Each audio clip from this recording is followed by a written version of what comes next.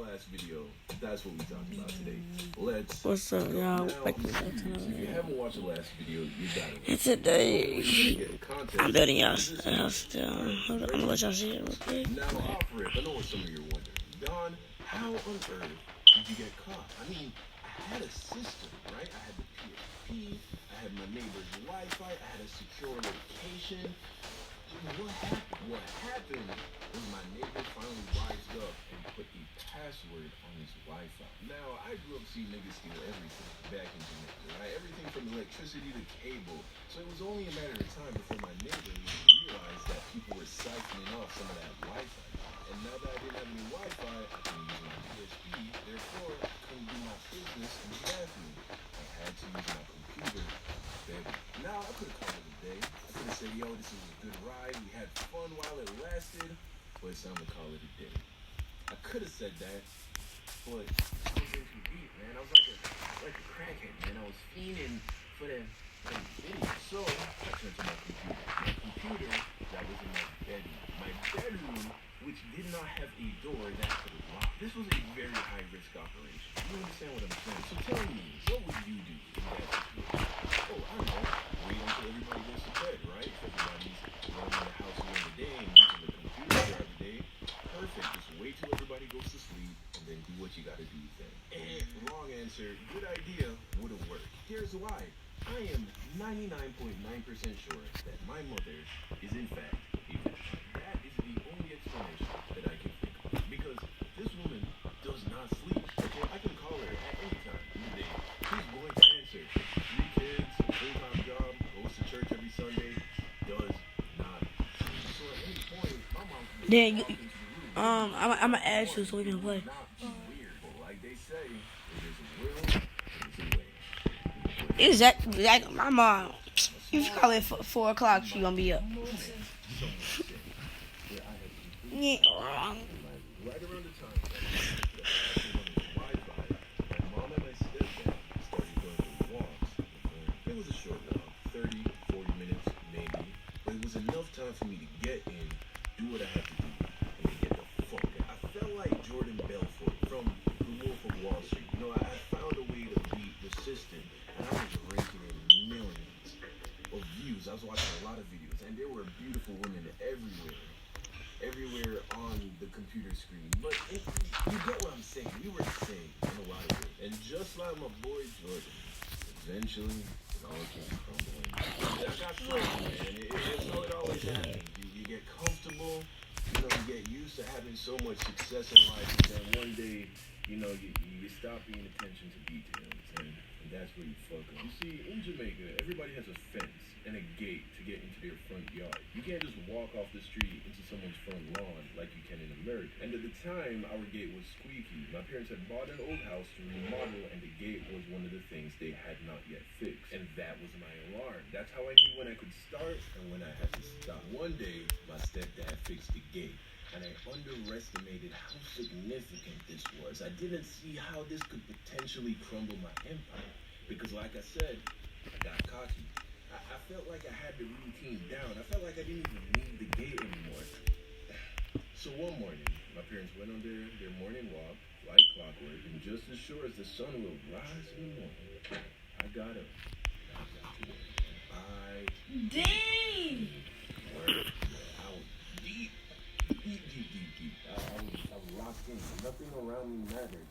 I was in my zone. And I must have lost track of time. Because the next thing I know, I hear a rabbit at my door. Because like I said earlier, my door couldn't lock. So what I would do is I would take the little night table that sat beside my bed and push it up against the door. Just as an extra precaution. Just in case my little brother woke up or my little sister and they wanted to come into my room and use the computer. That usually would be enough to deter them. But at my door was not my sibling, but my stepfather was in the building. And this nigga wanted to use the computer. So I was fucked. And as heavy as my night table was, it was nothing for the 6'3", 300. I'll keep watching it. Oh. I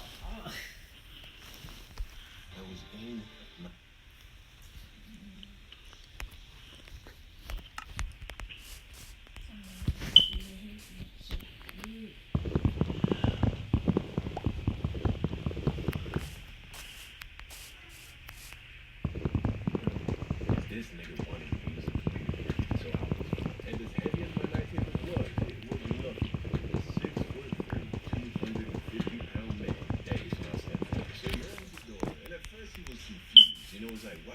hair.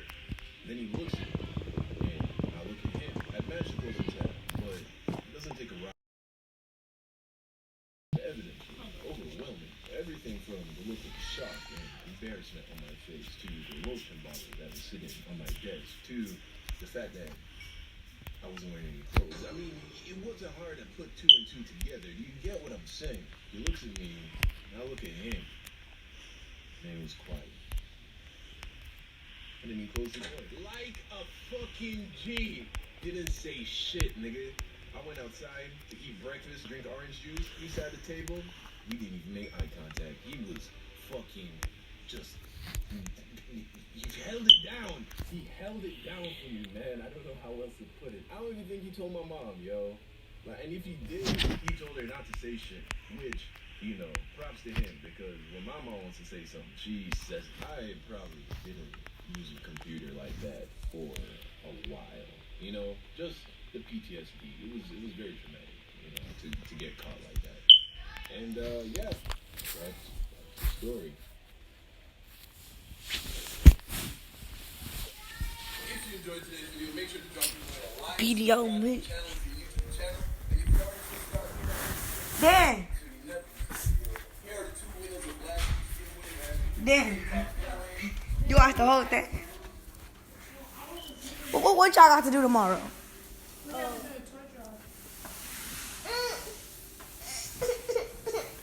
I could say home.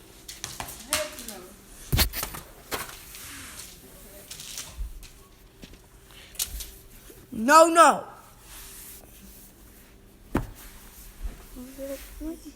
My dad hold it down like a G.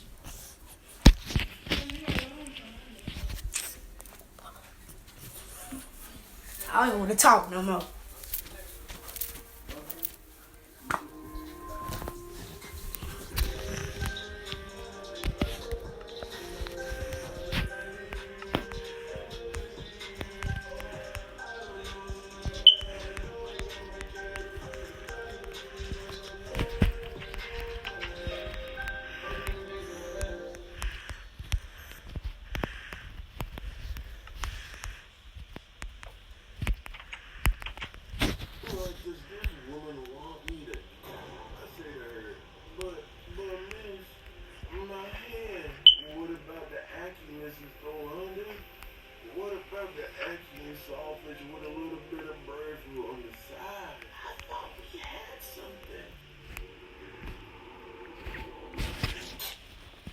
Welcome. I had just moved to America from Jamaica, and it was the first week of school. Y'all know how that ish goes, man. I don't need to tell y'all. You spend half the day trying to figure out where all your new classes are. You meet your new teachers, and then you scout out the class. First, you look to see if you see anyone you know, because hashtag social anxiety. Then, if you're like me, you call all the cute girls in class, you know, so that you can have a running list of all the people you're going to go back to boys and talk about.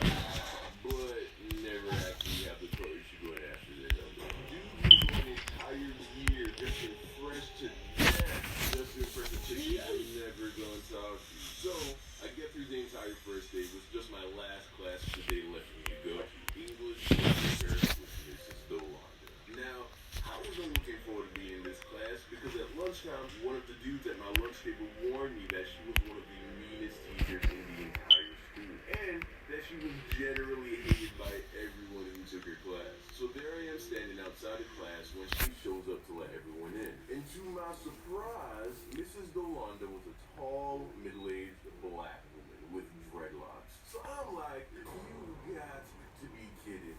Because by this point, I've met all my other teachers who were either white or Hispanic. And they were really nice. Don't tell me that the only teacher that's gonna give me problems is the only one that could pass my guy. And so class starts, and we're doing the whole stand-up, introduce yourself, stand up, exactly yourself thing. My turn comes around, and I do the good. Good afternoon, my name is Don Hines. I visited here from Jamaica. And before I could even sit down, Mrs. Yolanda was like, did you say that you're from Jamaica? What a coincidence.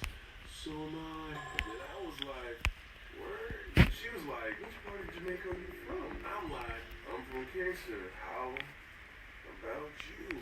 She said something like, oh my gosh, I'm from St. Catherine. But then I tested her because she didn't have an accent at all. So I was like, I had to know if she was real yachty. I'm like, what's your favorite dish? And then she says, I love oxtail, but my favorite is ackee and saltfish with a little bit of roast breadfruit on the side. At that instant, I knew that everything was gonna be alright. Because I realized Mrs. Delano wasn't mean. She's just Jamaican. Let me explain. America is an amazing place. In spite of its flaws, I can confidently say that I wouldn't rather be living anywhere else. One of America's best features is universities. America is filled to the brim with amazing colleges and universities. People fly from all around the world just so that they can have a chance to go to one of our great institutions of higher learning. I mean, just absolutely phenomenal colleges. The public schooling system, however, has much to be desired. By that I mean it doesn't take much to acquire a high school diploma. You feel me? You're not exactly being pushed to your intellectual limits, okay? Show up to class, don't sleep the entire time, do some of the homework, and don't get caught smoking in the bathroom. And guess what? You just got yourself a high school diploma. Now you can stop playing pretend and go to real school, which is college. Now, of course, this doesn't apply to everyone. I hear you AP class taking suckers in the back. Listen, I'm just talking about the bare minimum you are actually required to graduate from high school in America, which is not a lot. Jamaica, on the other hand, completely different story. The public school system there is brutal, my G. Much lower success rate. Like it really takes serious effort to graduate from a decent high school in Jamaica. So you do end up with a lot more people failing. But the ones that make it have a really good expectation of just how hard college is about to be. Perfect exam. Extra credit. I didn't know that was a real thing until I got to America. I thought extra credit was just some Come here, man. Give me a minute. No. Don't ever say that. I'm gonna slap you. believe in extra credit. Extra credit is some kind of urban myth like Bigfoot or a post-racial American justice system. In America, on the other hand, teachers give out extra credit like it's candy on Halloween. They even put the extra credit in the syllabus at the beginning of the year. You can calculate exactly how much homework you can get away with not doing based on the amount of extra credit you already know you're gonna get. So when you're used to this kind of gentler approach to school, of course when you come across a thoroughbred bona fide Jamaican teacher like Mrs. Delonda, who doesn't play that, of course you're gonna think she's a thesaurus. She's not gonna take your late homework, she's not gonna round up your grade, and she sure is not gonna give you no extra credit. I was fresh out of the islands, baby. That's what I was used to. So like I predicted, the semester went as smooth as butter. I was clocking an A the entire time. Just barely, like a 91%, but it was still an A. And while I could tell that my peers weren't really feeling her, I personally was enjoying the class. And it wasn't hard to see who was Mrs. Dolanda's favorite student. She calling me someone for answers low-key started to look bad. Well, I didn't mind. If it meant getting an A, I was gonna kiss that like no one's business. One day, She getting the car started. Huh? Probably getting the car started. Getting the car started? How you know? She called me like 20 minutes ago. No, like 10 minutes ago. Well, she said she worked. Yeah, she said she was coming. Now she did these pop quizzes from time to time, and they actually really affect your grades. So, being unable to write due to my sprained wrist, I go to Mrs. Dolanda and I'm like, hey, Mrs. Dolanda. As you can see, my wrist is hurt pretty bad, and I can't write. Is it cool if I take a quiz next class once the swelling goes down? She looks at me and says, actually, Donald, I'm afraid I can't do that. You're going to have to take the quiz the same time as everyone else. I was like, what? But miss, how am I supposed to take the test if I can't write? Can I dictate to you? She's like, that's not my job. I'm like, what? You can't be serious. And am I supposed to take it with my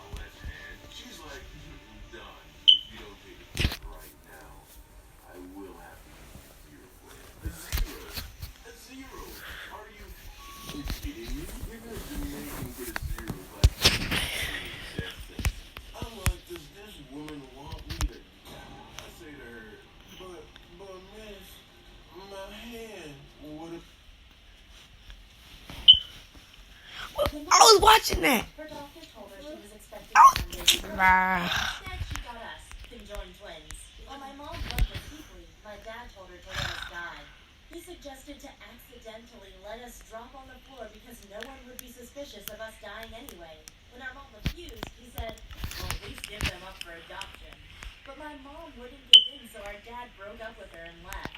Now imagine a single mom raising twins. It wasn't easy, but doctors offered her money so they could do experiments with us. The most cruel one was giving one of us electroshocks to see if the other one would feel the pain. Our mom didn't know what they were doing to us, but when we told her about it afterwards, she promised us no more experiments. By the way, my name is Elaine, and her name is Buttface. Let me tell you about our lives and challenges. You see, my sister and I always got along quite well, but in 10th grade, she developed a crush on our classmate Derek, who liked her back. They constantly flirted with each other, and I had to listen to all of it. But Derek was one of the most boring guys in the world, so I told my sister she had to stop seeing him. Of course, she was angry at me, but afterward, we made a deal. We had to find a guy that we both loved. However, on our 21st birthday, we got approached by a Chinese lady. She said she was working for a rich businessman who wanted us to come to China. I said, for what?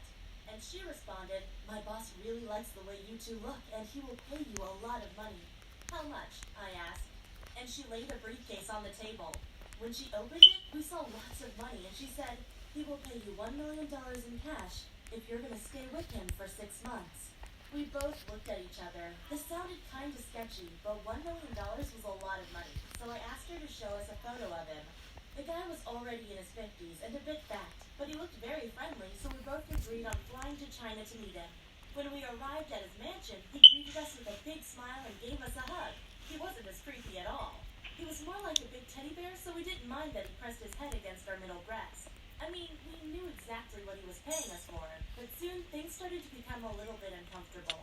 He used us as a status symbol, and whenever his friends came over, we had to dress up in lingerie and serve them dinner. His friends would always be in awe and then laugh at us. Of course, it was quite uncomfortable to be half naked and stared at by a bunch of guys, but that was nothing compared to the shows we had to perform for them. But I don't want to go into that. Anyway, when we came back to the U.S., we bought ourselves an apartment and got a job at a bank. They even paid us 2 salaries, but what we really wanted was to get into a relationship. So we tried out the dating app Tinder. Most people didn't believe we were real, but Douglas did. We met him in a small park, and for the first time, both of us had great chemistry with the same guy. He was funny, charming, and good-looking. It only took 8 months for him to move into our apartment, but we quickly learned that he was manipulative and toxic.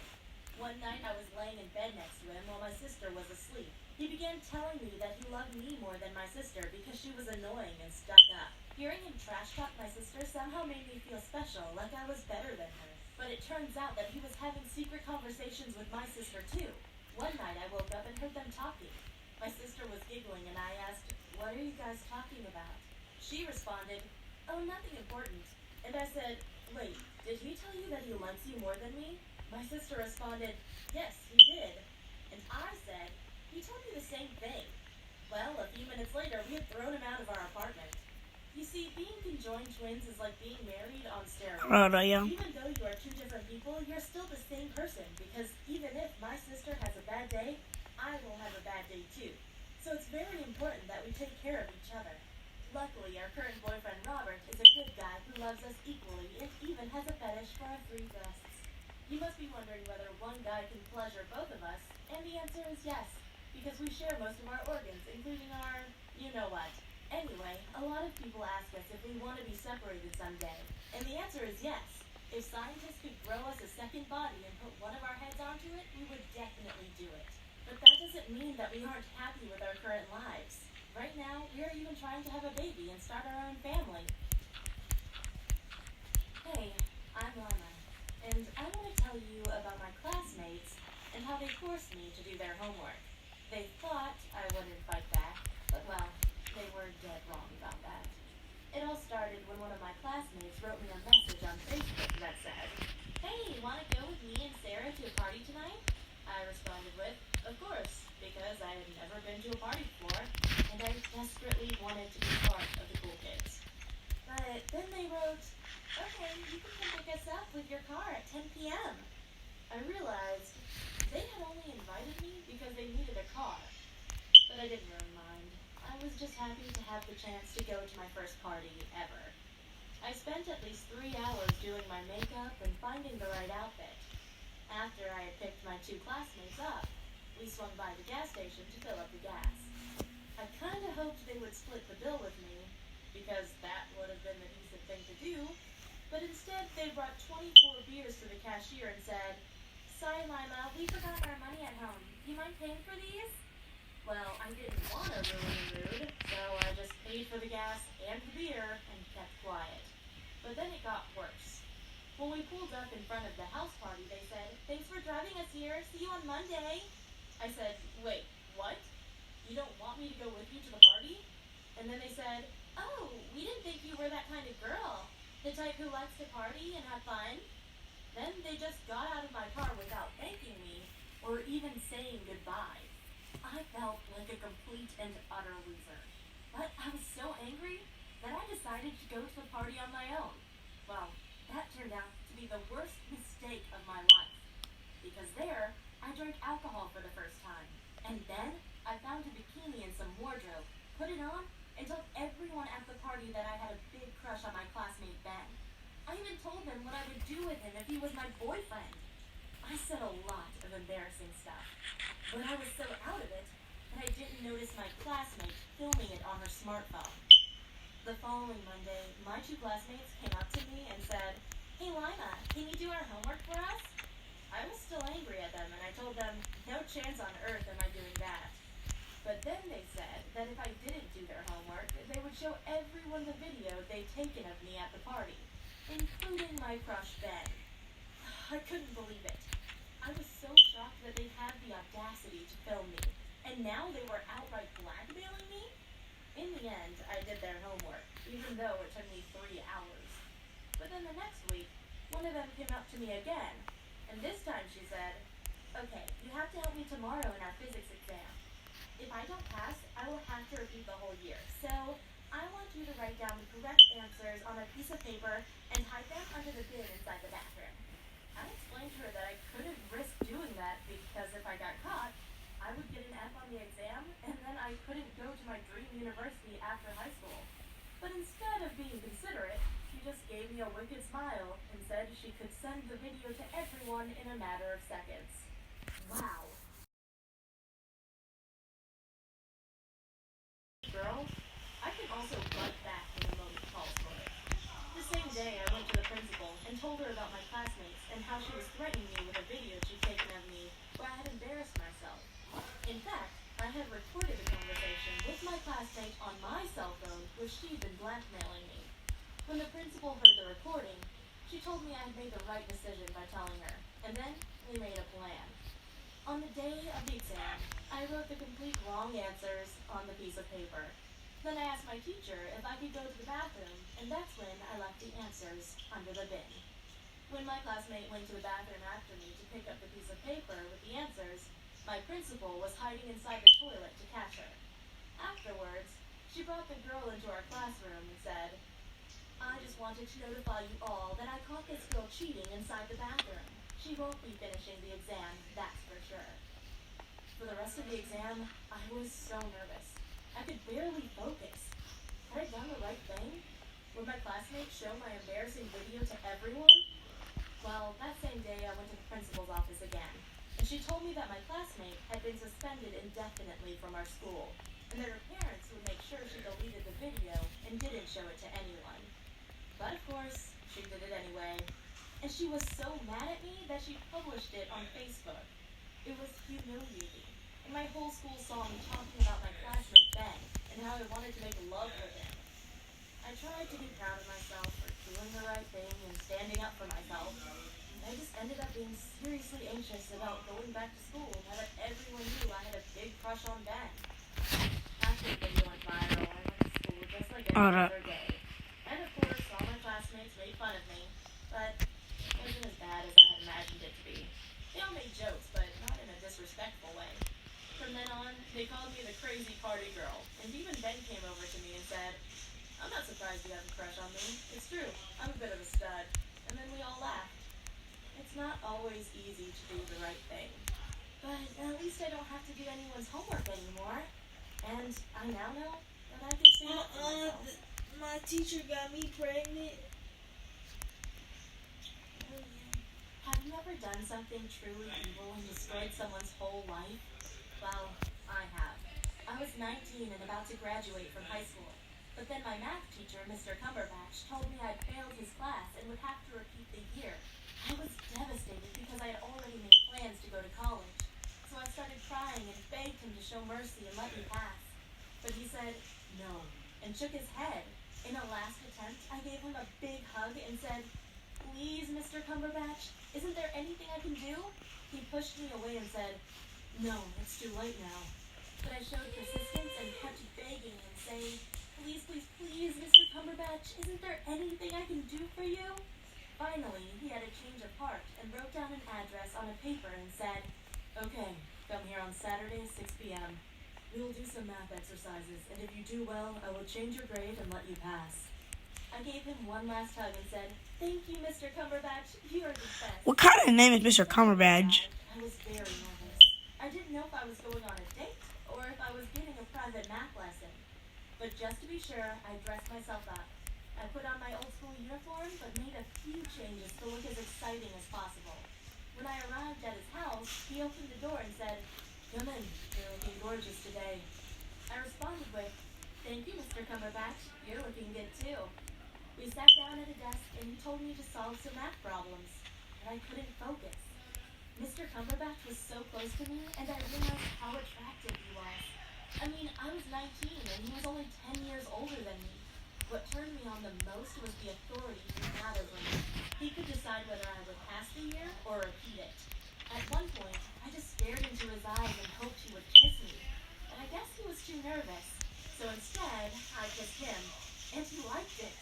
Kissing my high school teacher wasn't technically illegal, but we still broke the rules of our school. A teacher-student relationship was strictly prohibited, but that's what made it so exciting. When we said goodbye to each other, I asked him if I had studied enough to pass the year, and he said, you have worked very hard today, and therefore I will let you pass. I said, thank you, Mr. Cumberbatch, and gave him one more kiss on his mouth. This might shock you, but it was my first time. And because of my inexperience, I forgot to tell him to use protection. So 2 weeks later, I found out I was pregnant. I didn't mind though, because I really liked Mr. Cumberbatch. The next day, I went up to him at school to tell him about the baby. I secretly hoped we would become a couple, but when he heard the news, he got angry and said, you will go to the pharmacy right now and get the pill. I didn't like the way he talked to me. This was my body and therefore my decision. I asked him if he was interested in raising the baby with me, but he freaked out and screamed, I already have a wife and kid. I'll never take care of your stupid baby. Go to the pharmacy right now. I screamed back, you're married? And he said, of course. And don't act like you didn't know. All my students know I have a wife. Again. Wow. Yeah. Not only did he betray his wife, but now he was trying to put the blame on me. I got angry and said, and tell your wife what you did. That's when he almost had a seizure and screamed right at me. You won't do that. But then I had an idea. I knew I would keep the baby anyway, but at least I could pretend to make a deal with him. I said, if you turn all my grades into straight A's, then I will change my mind on the baby. Mr. Cumberbatch was desperate. He agreed to the deal and snuck into our school at night to change my grades on the principal's computer. But 2 days later, on my graduation day, things went wrong. When my principal handed over my report card, he took a quick look at it and said, there must have been a mistake. He immediately knew my plan had failed. And the next day I got my real report card, and my grades were terrible.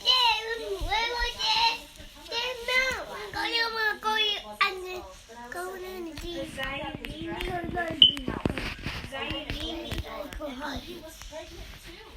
I asked her if she was the wife of Mr. Cumberbatch, and she said yes.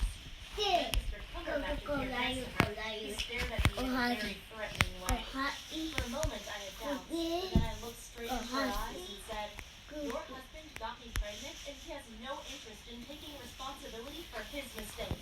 I hoped she would get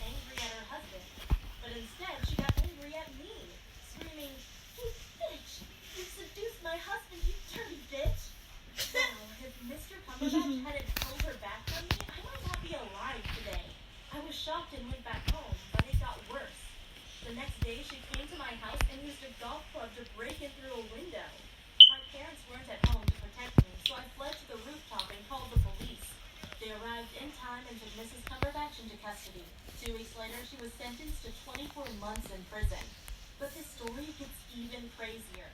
I called up Mr. Cumberbatch and told him we needed to talk. We met at a restaurant and I asked him, how much child support will you pay me each month? He responded, I'm only a teacher. I don't make much money. But I asked again, how much child support are you going to pay me? He said, look, my pregnant wife is in prison and we both know she is insane. I will divorce her as soon as possible and I'd like you to come live with me. It will be the best for both you and the baby. I immediately said yes because I was scared of being a single mom. But after my daughter was born, I had to take care of both her and Mr. Cumberbatch's other baby. At first I didn't mind. I loved them both. But then I saw how Mr. Cumberbatch preferred his other daughter over mine. He spent more time with her and treated her so much better.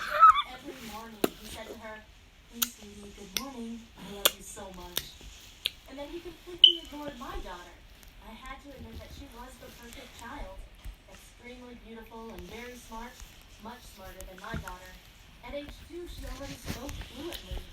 I often screamed at Mr. Cumberbatch, telling him to treat them equally, but he never did. At one point, I couldn't take it anymore. Asked him how much the father of my child had to pay me in $4,000 per month. That was a good amount, but I knew I could do better. I will move out, but I said $2,000 in child support each month. Of course, he told me he didn't have the money to do that, but I continued. If you don't that you got me pregnant while I was well, I'm sure they will fire you for that. He got angry and said, how stupid are you? If I'm going to lose my job, then I'm going to pay your child support. I responded, you are demanded by my job to pay my child support anyway. If you don't, you will go to prison just like your wife. You are insane. Only women are insane, he said. But I didn't care. I told him to get a second job, and we figured he could feed our kids to afford the $2,500 in child support. Meanwhile, I moved back in with my parents, and life became much easier for me. Right now, my mom takes care of my daughter while I'm going to college. With the $2,500 I had enough money to feed my daughter and party through the weekend. Trust me, I really enjoy my college life. But Mr. Cumberbatch had to move into a cheaper and smaller house. He couldn't afford his old rent anymore. I knew it was wrong, but seeing Mr. Cumberbatch suffer. A few months later, I checked his Facebook and saw he was back with Mrs. Cumberbatch. I was so envious of their daughter. I didn't think they deserved such a perfect child. So one night, after I came back from a college party, I did something terrible. I put a bunch of photos of me holding Mrs. Cumberbatch's daughter on a USB stick, put it in an envelope, and sent it to their new home. I wanted to let Mrs. Cumberbatch know that her husband and I had been living together while she was in prison. I hoped she'd get angry and walk into my house so the police could arrest her again. But this time nothing happened. And instead of giving up, I took it one step further. When it was time to receive my next child support check, I went to her home to pick it up personally. Mrs. Cumberbatch opened the door shocked to see me. I said, I want to pick up my child support check in person. She said, what are you talking about? And I responded, your husband didn't tell you? He pays me $2,000 per month in child support so I can take care of my daughter. I saw she was getting angry. And then her daughter came to the door and saw me. She immediately started screaming out of joy and ran up to me. Her mother said, don't touch her. I picked her up and said, oh, there's my baby. Mama is back now. Her mother took her out of my arms and screamed at me. You dirty little girl. All you do is family. I responded, if you're such a happy family, why didn't your husband tell you he's paying another girl $2,000 a month in child support? And where is he anyway? I'm sure he wants to sleep with me again. She responded, you better not come here again, or it will be your last time. Hi, what's up, bro? Oh! What's up? What's up? Yeah.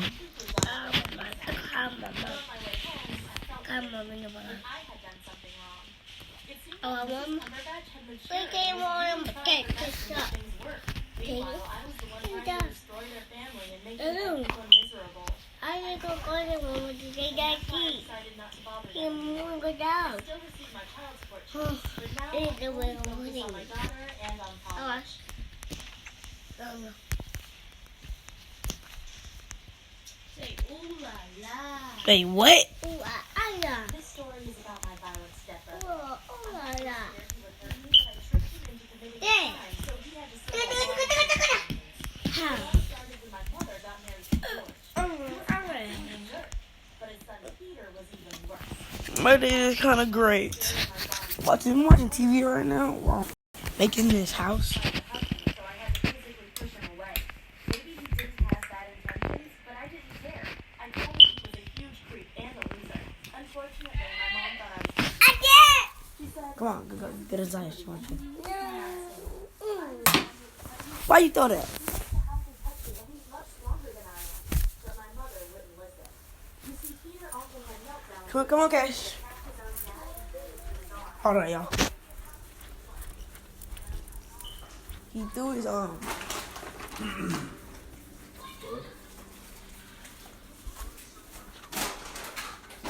He threw his lollipop on the carpet. Yeah, what? He threw it on the carpet. On me on your little rug thing.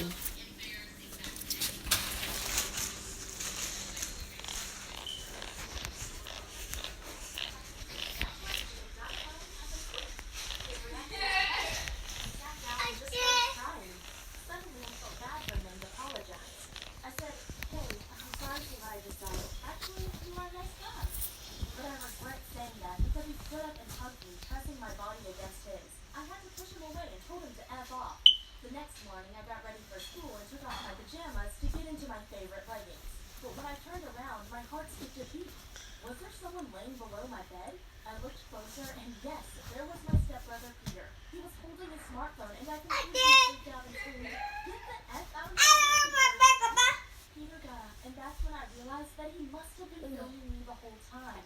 That's why I tried to take it away from him, but he was too strong and just left. I felt so angry and helpless.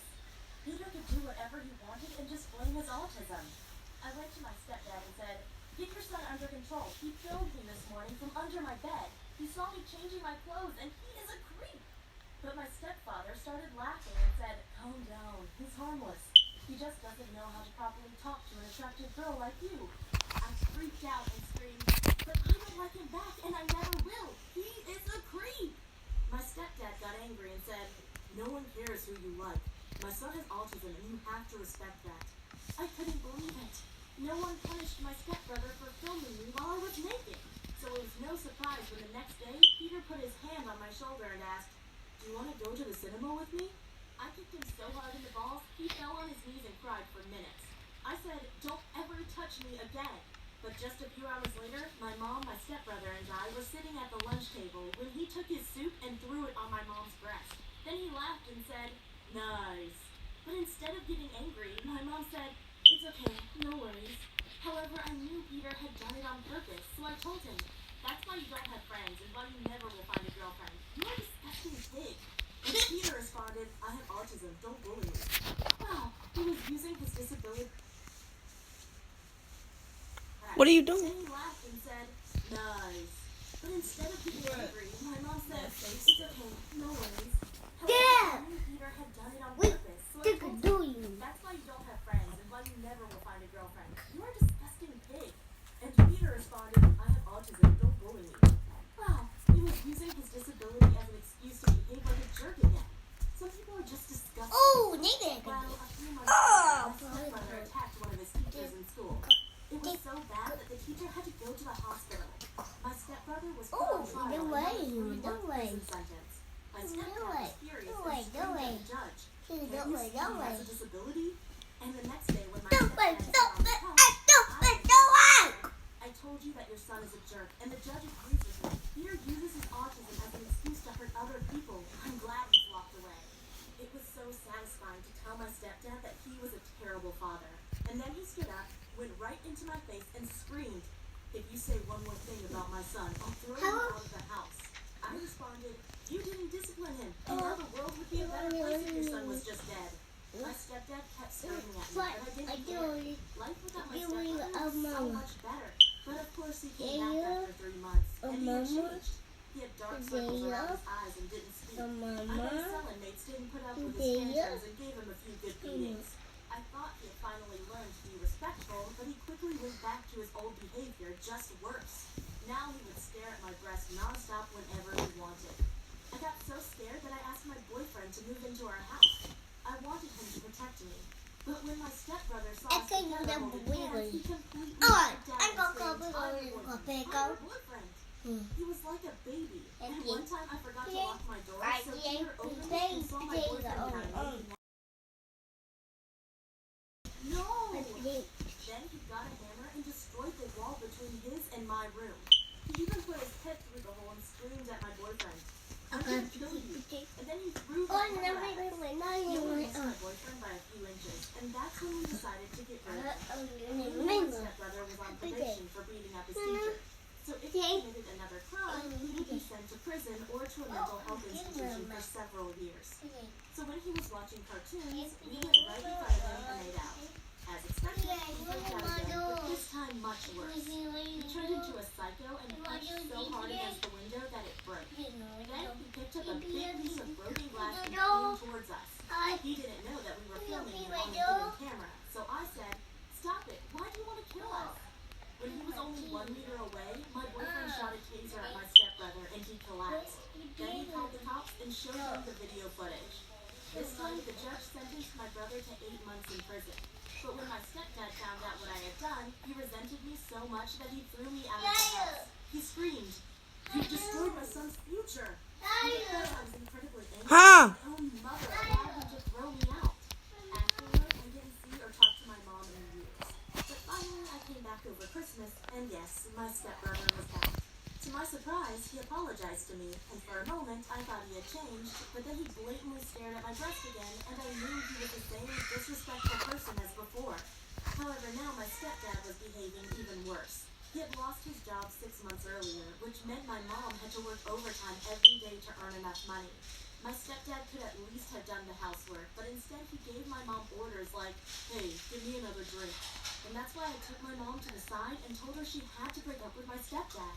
But she started crying and said, "Since he's lost his job, he got us $20,000 into debt.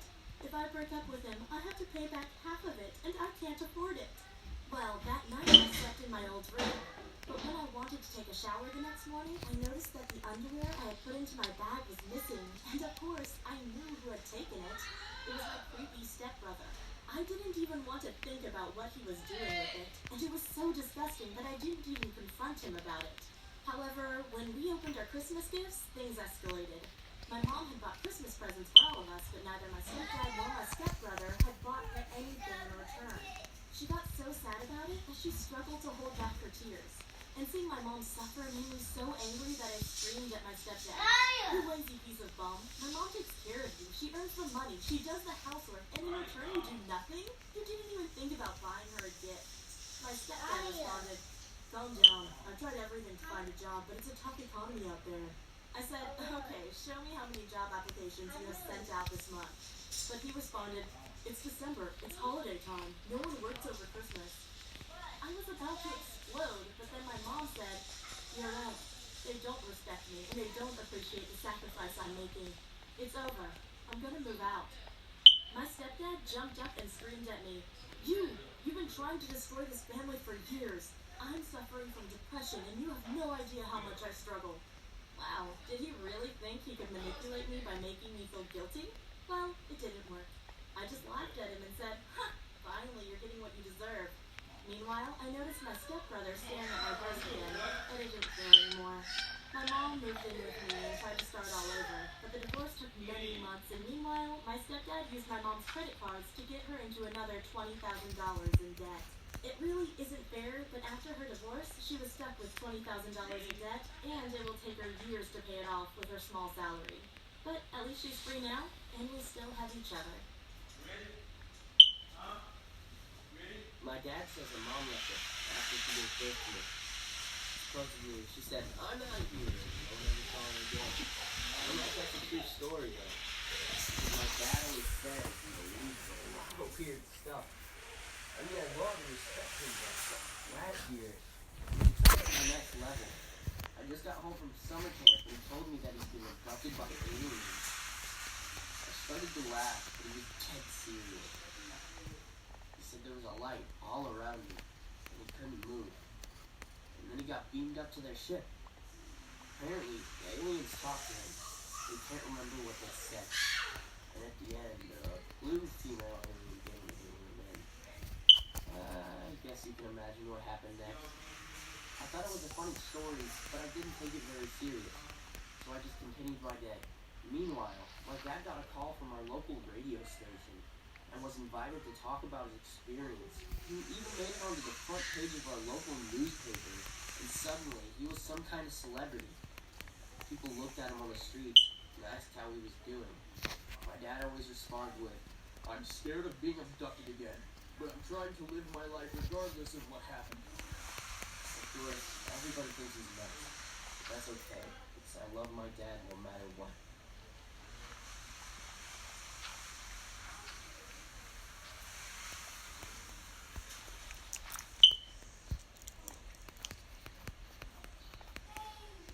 Have you ever felt so lonely that you wanted to give up on life? I hope not. But you can probably imagine how I felt as a kid being raised by my uncle who acted like I didn't exist. It all started when my parents decided to leave the country. They wanted to start a new life, but unfortunately, I wasn't part of their plan. They decided I should live with my uncle, but when they brought me to his home, he didn't want me. My parents and he started screaming at each other, and in the end, my dad had to give him a bunch of money in exchange for letting me live with him. Back then, I was only 8 years old, and I haven't seen my parents ever since. All I know is that their flight was going somewhere to Europe. You can probably imagine that my parents had never loved me very much. But they were still hundreds of times better than my uncle. He was a cold and emotionless man. He barely even acknowledged my existence. The only time he talked to me was when he gave me orders like to clean the bathroom or wash his clothes. I was so desperate for love or some kind of connection that my stuffed animal Theo became my best friend. I talked to him for hours because I had no one else who loved or cared about me. My uncle also never signed me up for school, so I ended up spending a whole year not leaving my uncle's apartment and only eating the rest of his meals. At one point, I couldn't take it anymore. I needed someone to talk to and walked outside. I was only 9 and hadn't felt the sunlight on my skin in more than 12 months. I felt overwhelmed and scared by all the noises and sounds. At one point, a policeman approached me and asked if I needed help. I responded, "I'm okay," but he didn't believe me. Probably because I hadn't washed my hair or clothes in weeks. I must have looked like I'd been homeless for years. He asked me where my parents were, and that's when things got really messy. The authorities found out I was living with my uncle and that he hadn't taken appropriate care of me. That's why the policeman that had found me brought me into an orphanage. Before he left, he promised me that soon someone would come and adopt me, and that I would have real parents who would love and take care of me. But I waited for 2 months, and no one came to adopt me. Meanwhile, the other kids inside the orphanage called me the dirty or the weird girl. So again, I ended up feeling lonely, spending most of my time with my teddy bear, Theo. But then, after 3 months, the same policeman that had saved me from my uncle's home came back into the orphanage to look for me. He wanted to know if I had found a new family, and he wasn't alone. He had brought his wife with him. It felt so good to see him again, even though I was too shy to talk to him, but I could feel that he cared about me. When he said, "My wife and I have thought about this for a long time, and we wanted to ask you if you would like to become our daughter and be a part of our family," I wanted to scream, "Yes, yes!" But after years of neglect, I was too shy and couldn't bring out a word. In the end, he told me to think about it, and that he would come back the next week to ask me again. But while he and his wife were on their way out, I quickly drew a painting and ran after them. When I had stopped them, I showed them my drawing. It was me holding both their hands, and I had written Mom and Dad over them. It was the only way I could express myself. I still remember how they both took me into their arms. It felt so warm and so good to be touched by another human being. It felt like Where's my house? being healed inside my body. Afterward, my new parents went back into the orphanage to sign the papers to adopt me, and by the next have a bed for me, so I had to sleep right between them. But of course I didn't mind, because for the first time I can remember, I didn't feel lonely or abandoned. My adoptive parents give me endless amounts of love, and there's nothing more important for a kid than to be loved. I just wanted to say thank you to my dad and my mom. You have literally saved me, and therefore you will always be my heroes. Thank you so much. All families have secrets. I discovered ours when I was 14. It was a letter from my mom to my dad. She wrote, "Living with you was hell, and I don't regret breaking up with you. But I do hope that you will fix your problems and come back someday." I was confused and asked my mom about it. She told me that before I was born, my dad was an alcoholic. That's why she left him. However, my dad went to therapy and set it up. Afterwards, he begged my mom for forgiveness. She accepted, and then they had their first child, my sister Stacy. However, Dad struggled with being a father and started drinking again. Most of the time, he did it when Mom wasn't home so she wouldn't know. But one day, something tragic happened. When Stacy was 2, Dad was supposed to take care of her, but instead he drank a whole bottle of vodka and passed out. Meanwhile, my sister was playing with some toys when she swallowed one and started to choke. Luckily, my mom came home just in time and rescued her, but Stacy could have died. That's why Dad decided to go back to therapy, and this time he stopped drinking for good. Then I was born, and we were a regular family all my life. Dad would support me at my judo tournaments, and I knew I could talk to him about anything. But then one day my dad went to a wedding of his colleague. When he got back, he was covered in bruises. He admitted that he'd gotten so drunk that he fell over a balcony, and only by luck he didn't suffer any serious injuries. He promised it would never happen again, but soon he started going to bars every night. Mom was pissed, so they argued a lot. I think that's why my dad spent even less time at home. Finally, Mom decided to move out.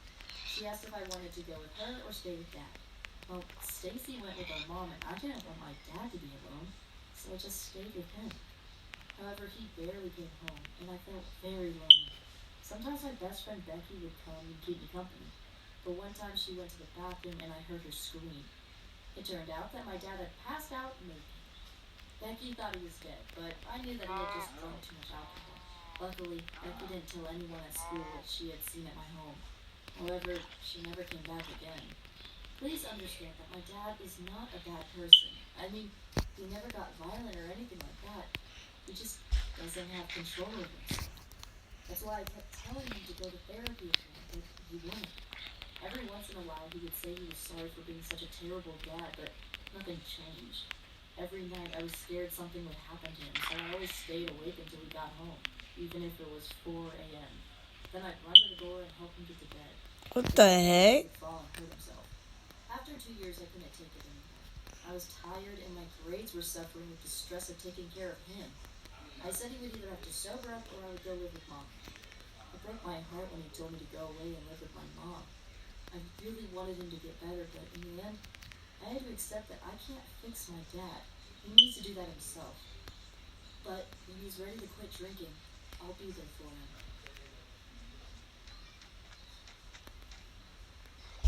Last year, my classmate Clara asked me to come over to her place and help with some homework. I was really excited because I normally wasn't invited anywhere. I'm more the shy and quiet type. Well, I went over to her place, but instead of doing homework, we ended up talking, laughing, and kissing. We had perfect chemistry. And soon we were in an official relationship, with holding hands and stuff like that. I think both of us were quite happy, but there was one problem. Brandon. He was a douchebag. He was flirting. Yeah, you douche. Oh, He didn't even care, but Clara oh was smiling crap. at me. Never mind. Stupid jokes. It really Oh made me crap. feel Never mind too. insecure. Everyone thought Brandon was amazing, especially the girls. But I knew he was just a douche who bullied weaker people and disturbed classes. One day he came over to me and he said, "Be careful, I won't steal your girl. She likes me more than you anyway," and then laughed. I wanted to punch him in his face, but he was stronger than me, so I didn't do anything. But after that, my insecurities grew out of control. I felt like Clara was out of my league and deserved someone better than me. I decided to break up, but before I could do anything, she sent me a text asking to come over. She said, "We need to talk." I got there and she immediately started crying, telling me she had met with Brandon behind my back, that they were in a relationship now. felt like a punch in the gut. Clara had betrayed me with the one person I hated the most. I was so angry I wanted to scream. But I left without saying anything. Feeling like a complete loser. My next day in school was the worst. Everyone made fun of me saying Brandon had stolen my girlfriend. To make things worse, he kissed her in front of the whole class, which made everyone laugh at me even more. But a few months later, the dream couple broke up. Brandon said he'd slept with too many other girls, and Clara couldn't take it anymore. Even though I felt like Clara got what she deserved, I still felt bad for her. The heck was? Ones and ones. What are these? They added I dragons desperately wanted to reply. to the There was no way I could game. control her, so I just blocked her. It was tough, but I think I understand why girls love Brandon so much. He might be a jerk to me, but with the girls he's confident and fun. I'm more the opposite, insecure and bored. But I'm trying to change that now. I'm doing stand-up comedy twice a week, and it really pushes me out of my comfort zone. Sometimes drunk people tell me I suck, but I just laugh it off and continue my set. I actually kind of enjoy being the center of attention, and I've even had a few girls interested in me. It might take a while, but I'm confident I'm gonna find someone who won't cheat on me.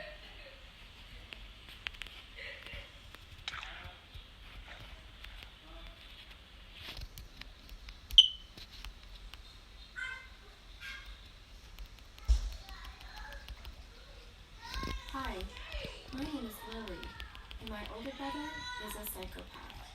He's always been very selfish and aggressive. My earliest memory is from when I was around 4 years old. He held my hand under hot water until it burned, but he told my mom it was an accident. That's the thing. He isn't just cruel, he's also charming and manipulative. That's why my mom always took his side. One time he told her I'd stolen her money and bought lots of candy. I started crying and said it wasn't true. But when my mom checked my backpack and found loads of candy, she got really angry and called me a dirty liar. She wouldn't even let me explain or defend myself. I felt like no one cared about me, and the only friend I had was my cat Lulu. We were really close, and she was a great comfort when my brother was cruel again. One day Lulu disappeared, and I thought she'd run away. But when my mom went to buy groceries, my brother yelled, "Lily, Lily, come out here." I went outside and saw my brother holding Lulu in his right hand with a knife in his left. Lulu wasn't moving, and I got so scared I ran back to my room, and my brother raced after me, screaming, "I'll catch you, I'll catch you." I managed to lock my door before he caught me, but I heard him say, "If you tell Mom, I'll come visit you at night." He did that one time before, but I don't want to talk about it. He also ruined my 18th birthday.